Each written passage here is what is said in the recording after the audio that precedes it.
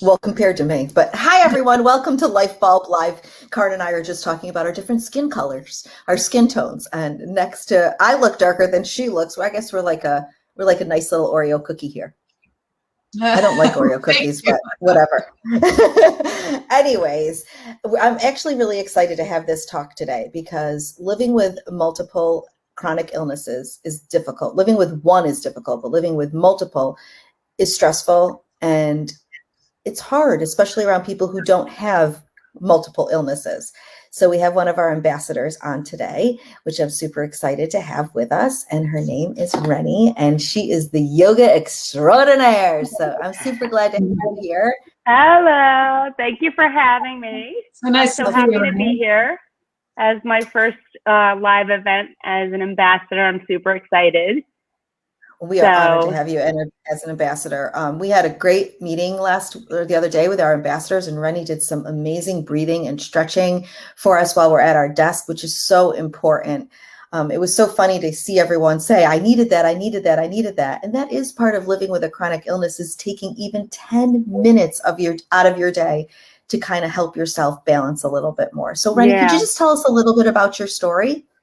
Yeah, sure. So I was diagnosed with MS in 2003. It's likely I've been living with it. I can look back, with hindsight and say that I've been living with it since probably 1991, 92.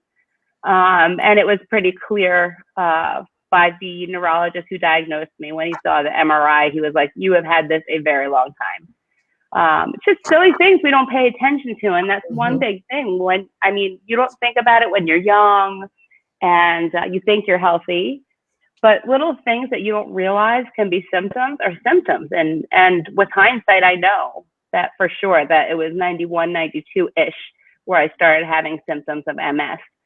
And like, before I even go any further, I just want to say about the meeting with the ambassadors, I got so much feedback from other ambassadors that absolutely love the stretching and the breathing. So I was so happy to be able to give them a little tool to help de-stress, during certain times of the day. So yeah, I loved it. It was great.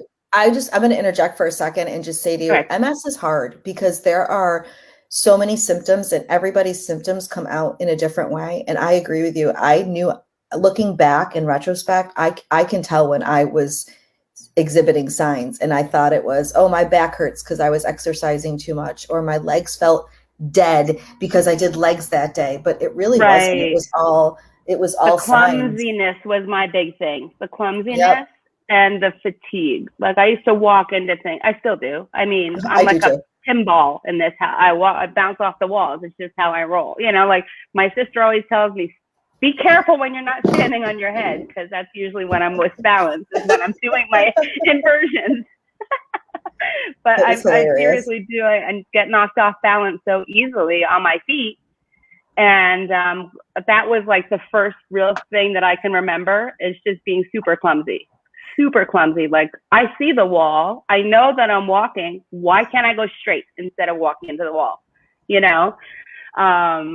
So MS, like I'm wearing an MS shirt. You can't really see it, but because it's like the umbrella. It's like the first one of my chronic illnesses. The one I think is the biggest one, the one that most people or the least amount of people really understand.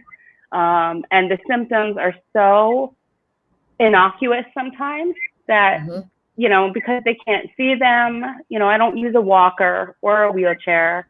If I'm going to a crowded place, I'll use a cane so that it's just an outward symbol for people to see that, like, to keep their distance. Like if I'll go, and now I haven't been to New York City since pre-pandemic, but that's one example of when I would use my cane, because it's crowded. There's so many people, and I will go into full-on panic attack in a crowd because I feel very off balance, and I have a very wide-based gait as like a coping mechanism for walking.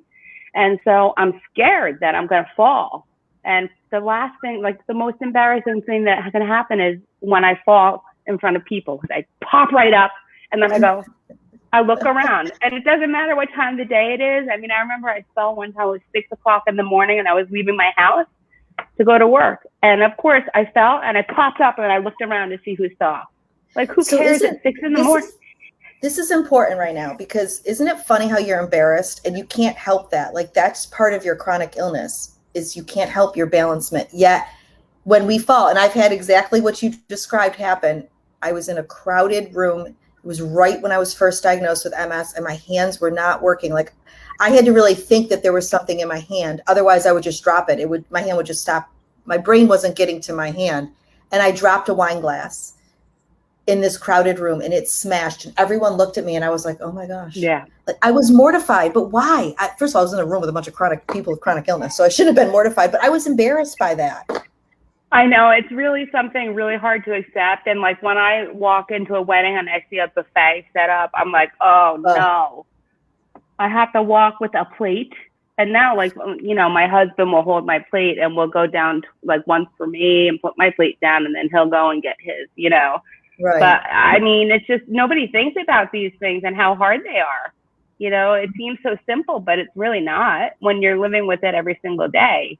And then you add multiple chronic illnesses on top.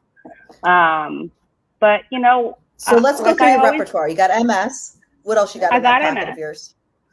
So MS, I'm a breast cancer survivor. And I'm a diabetic, type 2 diabetic. This is my newest. And I also have a fused spine. That doesn't have anything to do with chronic illness, although I deal with the after effects every day because, you know, once you have a back problem, I always say that you're always going to have a back problem. Right. And, you know, there is a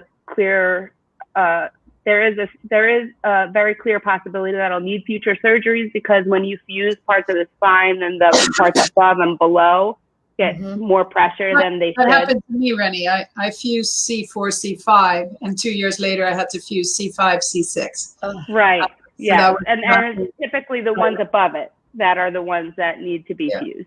So I'm really hoping it doesn't come to that. I don't want to go through that again. But really, it's just a little bump compared to a lifelong diagnosis of MS and diabetes. And like, I think we started to talk about having this live because we talked about, like, I was joking about how I say that I swim in a shallow gene pool when I first talked to Karin, and she was like she liked that I was like very, you know, I was upbeat about it because, you know what, like, everybody has their own journey, and mine is what it is, and it doesn't devalue me as a human being. In fact, it makes me stronger. And I have never been the one to say, why me? Like, I'm always like, why not? Why not me? What's different from me from anybody else? Like, anybody could have it.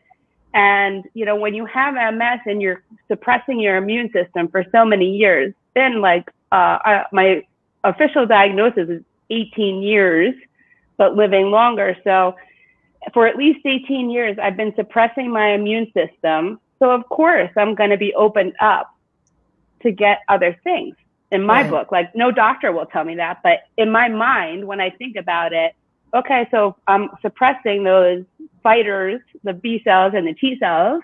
Who's going to fight the battle on the front line? Right. You know? So I always tell people, because I also run an MS and exercise group on Facebook. We have about 4,100 members now. That's incredible. And I tell people, just move. It doesn't, I've replaced the word exercise with movement all the time. And I just say, just move. That's all. Just move your body as much as you can. If you can only move your arms, then just move your arms. Do what you can do, because once you stop moving, it is done. Yeah, I remember you and I spoke about that. And I think that was one of my the most impressive things that you're doing. I mean, you're doing many good things, but this just move, I think, is really, really cool, because it's just relative to the person. You know, not everyone needs to be a marathon runner. Really, no one should be a marathon runner. It's terrible for your body. Yeah, it is. But you want to walk when you're old. Yeah. But just moving so that you don't injure yourself. Because most sports is, you know, for me, I'm very bad at that, because when I do something, I do it to the extreme. I'm very bad at moderating or doing things so that it doesn't push me to the limits. And sports it really makes you push your body, and if you're just moving, but in doing it in a healthy way, it is good for everyone. And it's just hard, I guess. I mean, going back to your point of why you would be embarrassed when you fell or when you fall.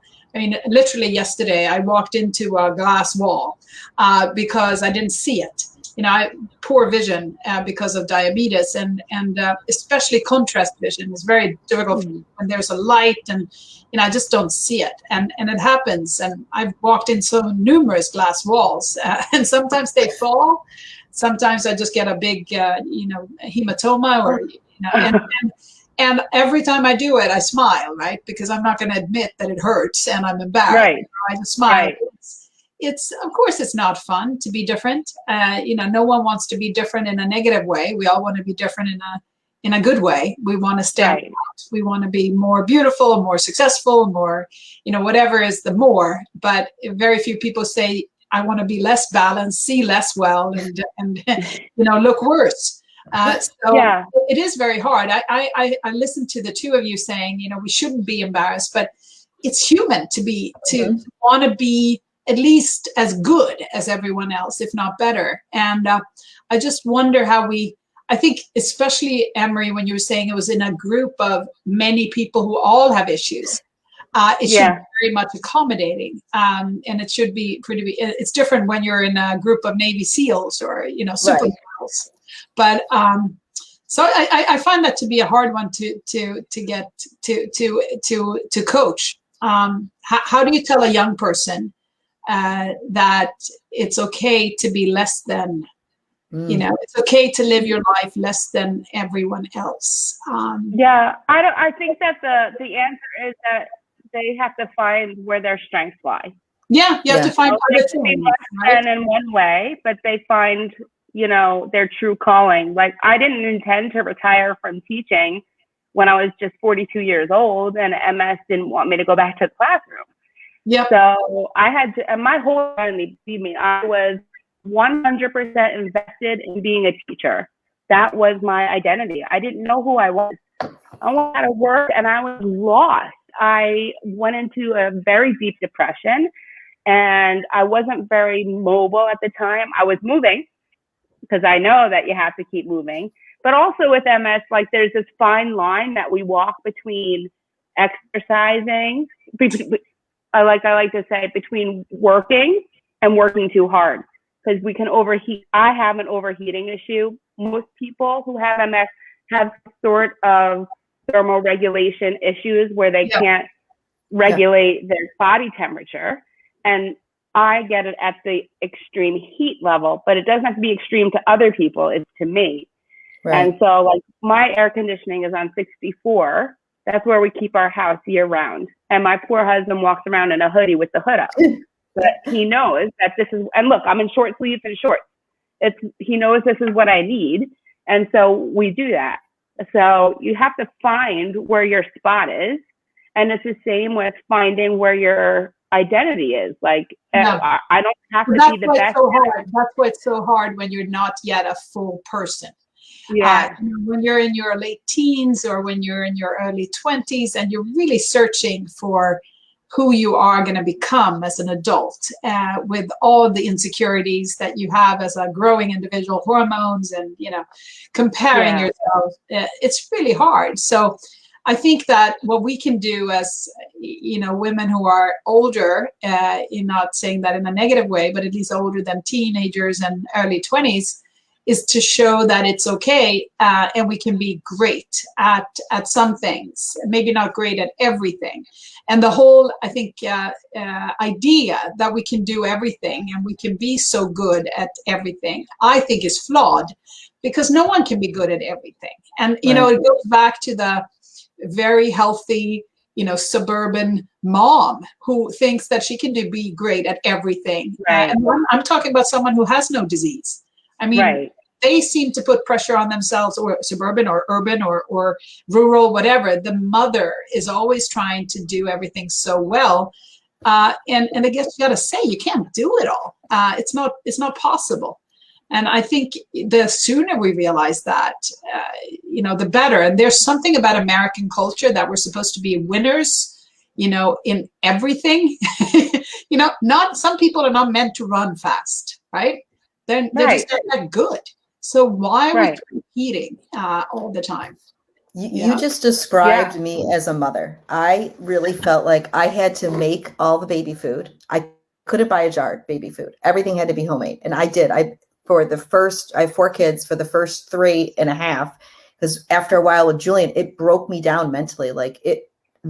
You exactly described what broke me down. Is I couldn't be this, I used to call it a DIY Pinterest mom. That was not who I am. I'm not that mom. I mean, I'm still a good mom, because even though I didn't make homemade baby food, I don't need to make homemade baby food. My kids can eat, whatever. But there is a mentality, and I'm not really judging suburban from urban, but in suburbia, 100% to be that epitome of a mother. And then being diagnosed with cancer was one thing. I had a breakdown the year before my cancer diagnosis, but cancer was one thing, because it was like acceptable being sick with cancer, because, you can see that. But when I got MS, those moms had no clue what I was going through. None. And that was hard. But you really opened my eyes to something, because you said, one second, Rennie, you said you don't have to be good at everything. And that's the problem is we do think we have to be good at everything, and we don't.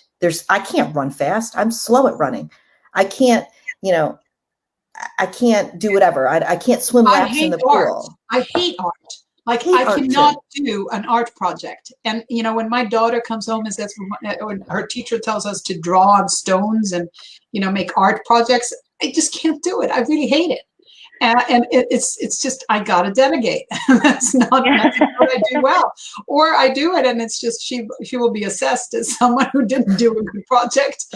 But, we got to realize we have to divide and conquer to a certain extent, and also come together. But, divide and this is part of, and then come together.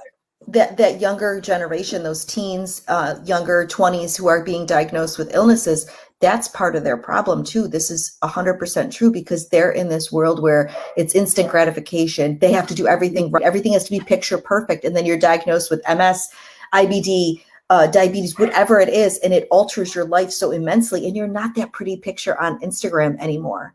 That is really hard for kids. However, we can show them that you can live this lifestyle in your own way, and it can still be a beautiful picture. Yeah. And I think that the other thing that we do, and that we shouldn't, is we compare ourselves to other people. And we shouldn't even be comparing ourselves to ourselves from yesterday, because every single day is different.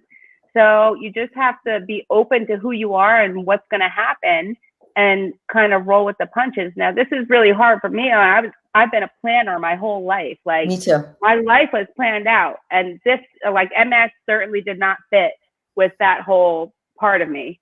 And I was also a perfectionist. That I've gotten a lot better since I stopped working, and I've just been doing a lot of work. I've been in therapy, just working on myself, and I've been meditating longer than I've been practicing yoga, and meditation is such an amazing tool.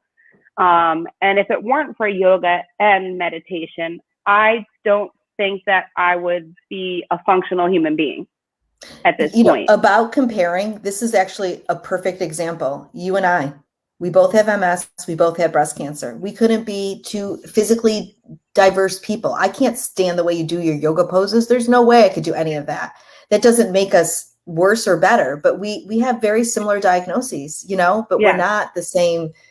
It's just not, any chronic illness is not linear. It just isn't. Right. It's a big ball of tangled yarn.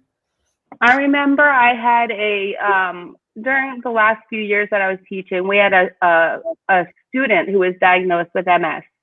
And she had a very severe onset, and they did not know what was wrong with her. They thought maybe she had a stroke. It was very bad. And she has a very severe case. She's African American. Somehow they end up getting hit so hard with MS. They do. You're right.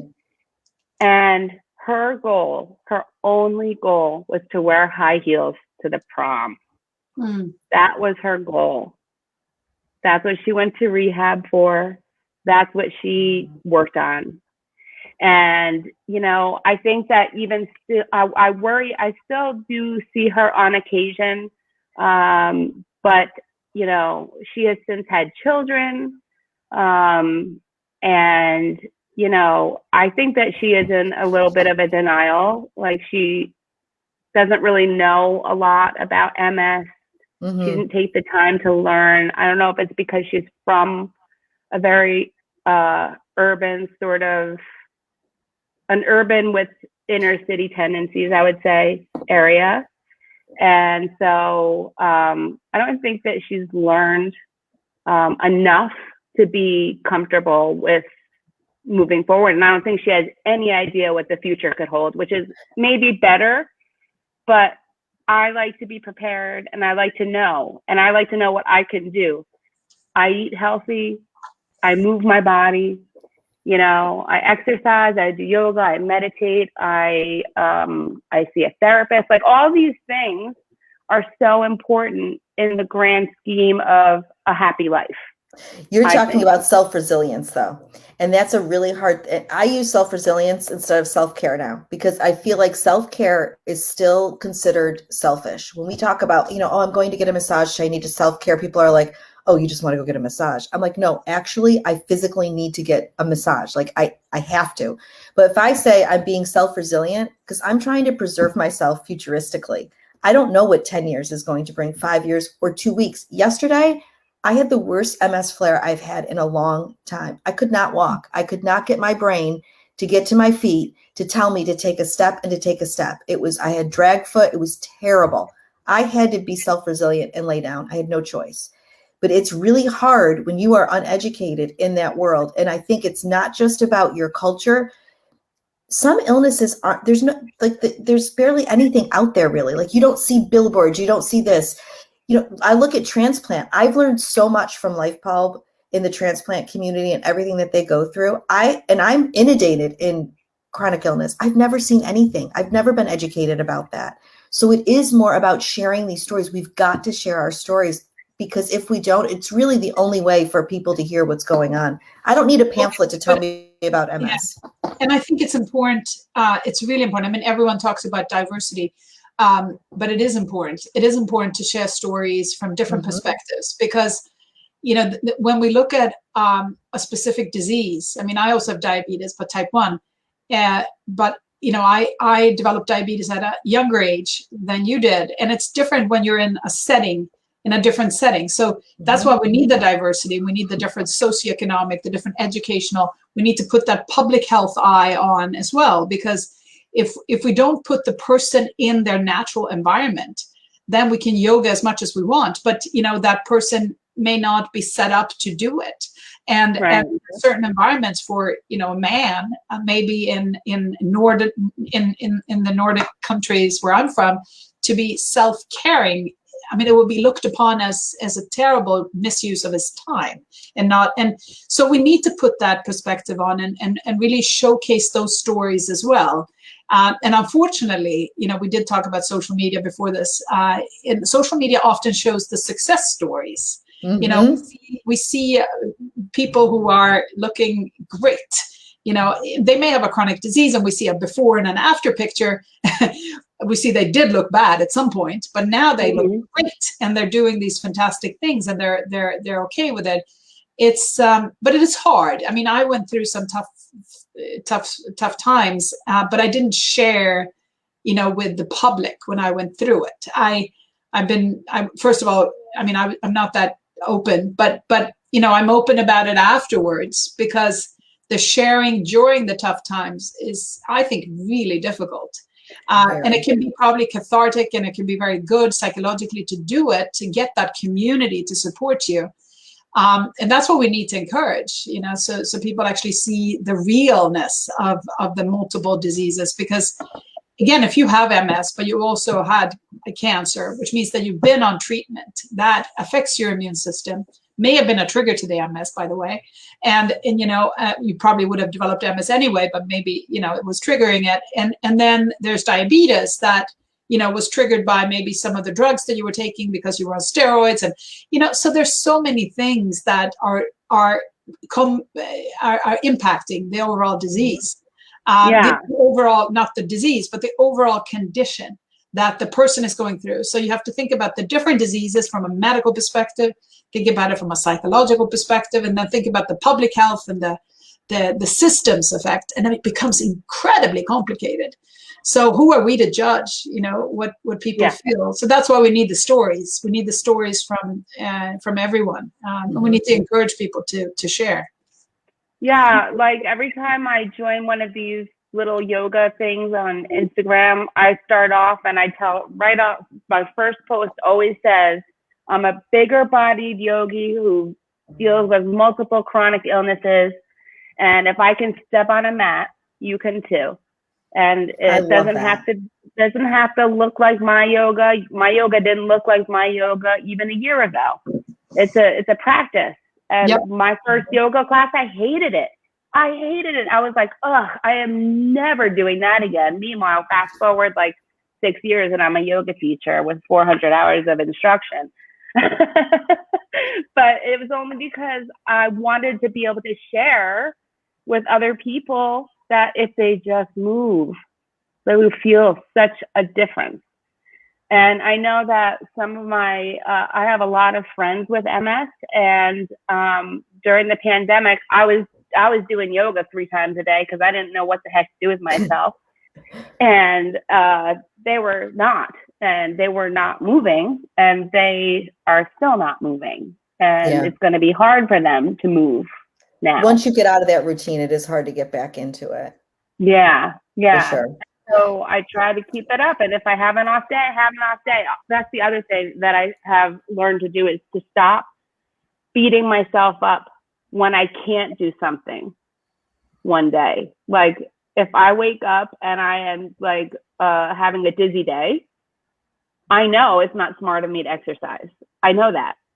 And I don't beat myself up about it, because I love that you say self-resilience, because that's such a great alternative to self-care, because I think you're right. Self-care has like a primping, like I'm gonna pamper like myself. It has a stigma around it. I don't know why. Yeah, it's about, because it comes across as pampering, and what we're doing is trying to live. Yeah.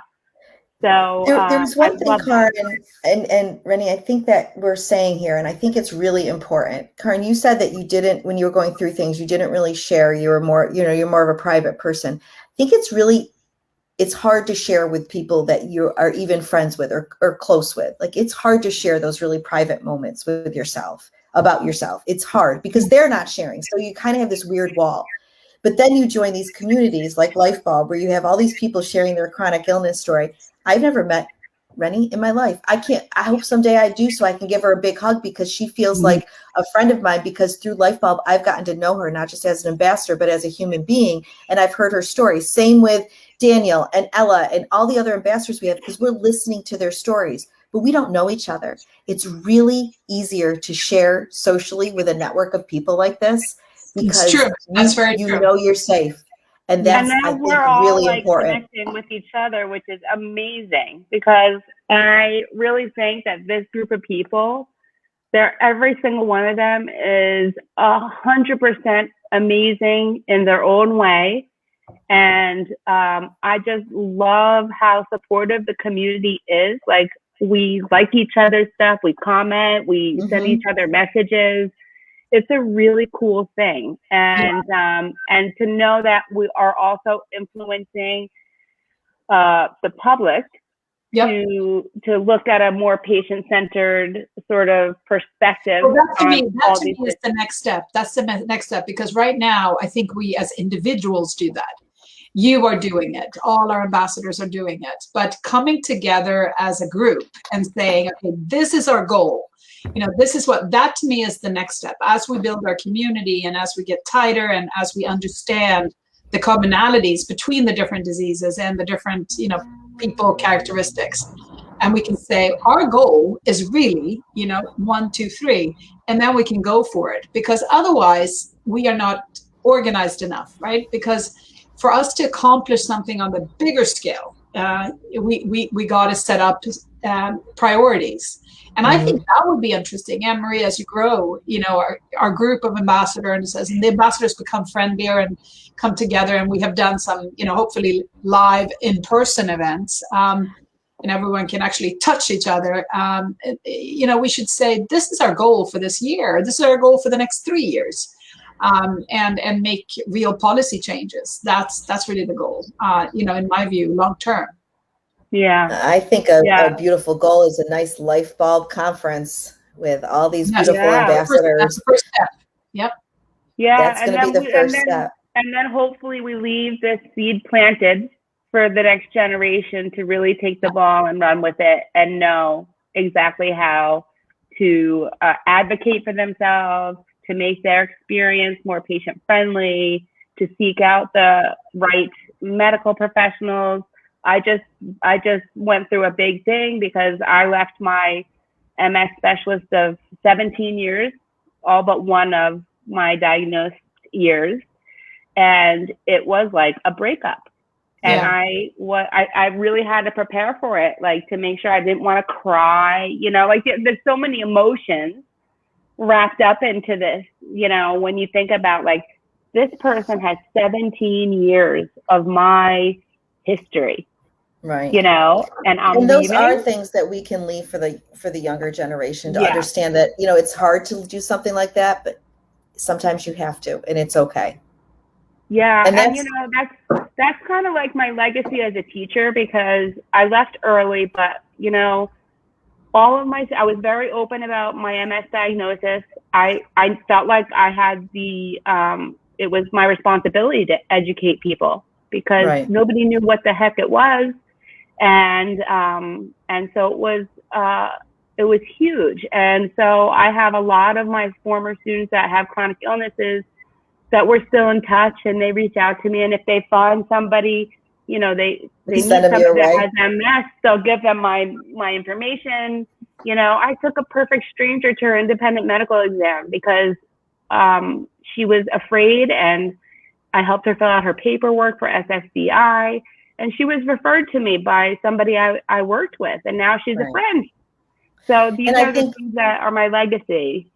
I think how you said it is the perfect way to wrap this up. Is it's your responsibility to educate, and I have to say that is powerful and so amazing. But it's not for everybody.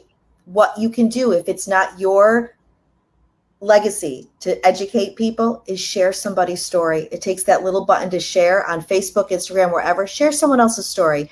If it's not something you want to share personally, share somebody else's, because you never know who you're gonna touch. So Rennie, thank you so much for being a Life Bulb ambassador, for being so amazing, and for taking time out today and chatting with us, because I think this was a really great conversation. Yeah, so thank you so much. And one more thing I want to say is, no matter what you do, just do it with a smile on your face. I've always been an optimist. And smiling just makes it so much easier. And there's a book that I read, and the author says, fake it till you make it. So start smiling. Start smiling. You're going to end up feeling it. There you go. Thank you so much. Thank you for having me.